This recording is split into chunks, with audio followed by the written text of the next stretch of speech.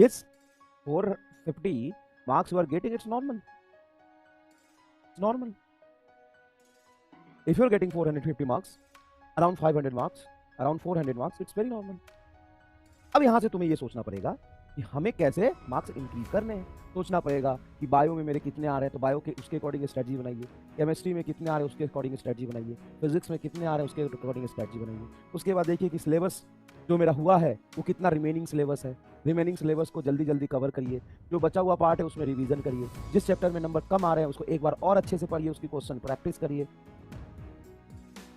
यहाँ से आपको 200 सवा 200 नंबर बढ़ाने हैं। और अभी भी आपके पास महीने बचे। फरवरी शुरू हुआ है, फरवरी मार्च अप्रैल 3 मंथ है। 3 मंथ में तो अगर आग लगा दोगे, 3 मंथ में तो अगर आग लगा दोगे, क्योंकि you are not at zero ना।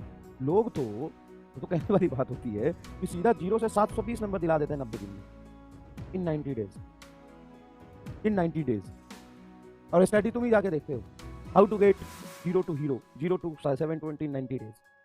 तो जब इंसान को 0 से 720 का या 50-60 नंबर से 720 का होप मिल जाता है 3 महीने में, और करते भी है मेहनत और मिलता भी होप और सही भी है, तो भाई तुम्हें 450 तो वेरी नॉर्मल, इतनी आ सकते हैं। तब बच्चा यहीं से जाता है ना यार, 650 तक, पौने 700 तक, यहीं से जाता है। अचानक से जादू नहीं होगा, यहीं से जाओगे तुम धीरे धीरे करके।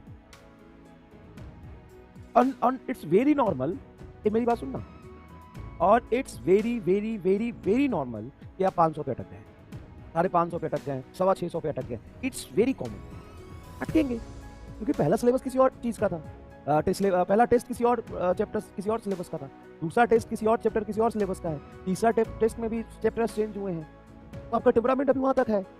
अब अगर आप 600 तक अटके हैं, सिलेबस भी चल रहा है, साथ में क्लासेस भी करनी है, तो कुछ मैनेज करके 600 तक आप अटके हैं, उसके बाद 3 महीना है ना आपके पास भाई। मैं सिलेबस खत्म कर दूंगा मैक्सिमम 20 दिन यहाँ से, मतलब 23-24 फरवरी तक। उसके बाद भी तेरे पास 2 महीने बचेंगे। उस 2 महीने को अगर तूने ढंग से जी लिया ना, उस 2 महीने को तूने ढंग से यूटिलाइज कर लिया ना, उस 2 महीने के में तुमने अगर 5 महीने के बराबर पढ़ लिया ना, 300 से 650 चला जाएगा बे। क्योंकि नंबर तेरे कितने आ रहे हैं, उसके साथ साथ तुम ये भी देख कि अभी तक तुमने क्या क्या किया है।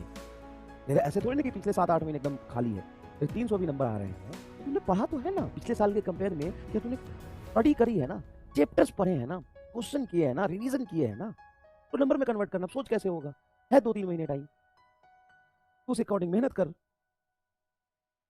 अरे नहीं होता भाई, अचानक से जादू नहीं होता, अचानक से चमत्कार नहीं होता।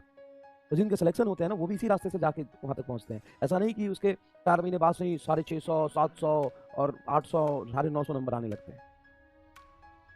यही रेंज है, यही से बच्चा उठ के ऊपर जाता है। यही से बच्चा उठ के ऊपर जाता है। भाई कुछ मत कर, टाइम को यूटिलाइज कर, अपना लेवल देख कहाँ पे है तू। उसके बाद एक पेज ले, उस पर लिख कि मेरे रिमेनिंग चैप्टर ये है, हमें जल्दी से इसको कवर करना है। कहाँ से कवर करने से कोई फर्क नहीं पड़ता। लाखों एकदम बेवकूफ बच्चे सवाल पूछते हैं, सर 1 कोर्स शॉर्ट से पढ़ लें, 1 कोर्स कर लें, क्रैश कोर्स कर लें, ये सीरीज कर लें, वो सीरीज कर लें। भाई जहाँ से मर्जी है ना, अपनी 4 चैप्टर कंप्लीट करते हैं, कोई इंपॉर्टेंट नहीं। और मोटा मोटा हर टीचर इतना कंटेंट बढ़ा ही देता है जिससे तुम्हें बेसिक नॉलेज हो जाएगा। बाकी क्वेश्चन प्रैक्टिस की बात है, वो तुम PYQ से कर लो, किसी बुक से कर लो, कहीं से कर लो। मिस्टर फिजिक्स के मैंने 5-6 चैप्टर दे दिए हैं, 4-5-6 चैप्टर और मैं अभी 2-4 दिन में अपलोड करा दूंगा। फिर देखो कि जिस चैप्टर को तुमने पढ़ लिया है, रिवीजन करने जाओगे, स्टक हो जाओगे, तुम्हें लगेगा कि तो पहली बार पढ़ने जैसा है, लेकिन आप हिम्मत करके थोड़ा पढ़ोगे ना, तो धीरे धीरे ईजी हो जाएगा वो। अचानक से नहीं होता, अचानक से ईजी नहीं होता है। जब आप जाओगे पढ़ने, रिवीजन करने, तो अचानक से स्टक हो जाओगे, साला ये तो मुझे पहली बार पढ़ने जैसा लग रहा है, कुछ भी याद नहीं आ रहा है चैप्टर में। तो सबको लगता है यार, अगर जाते ही तुमको सब याद आ जाए तो फिर सबके लिए रिवीजन करना आसान होगा, लगता है ऐसा। लेकिन थोड़ा पढ़ोगे ना, थोड़ा फोकस करोगे, थोड़ा उसको याद करने की कोशिश करोगे, तो तुमको 1 घंटे में, 1.5 घंटे में याद आने लगेगा, धीरे धीरे होने लगेगा। हर चीज मुश्किल है, अगर कोई चीज आसान लगेगा तो कोई भी कर लेगा उसको। तो जिस भी सब्जेक्ट में रिवीजन बचा उसमें रिवीजन करो, क्वेश्चन प्रैक्टिस करो, टेस्ट दो, हो जाएगा, कोई टेंशन वाली बात नहीं है।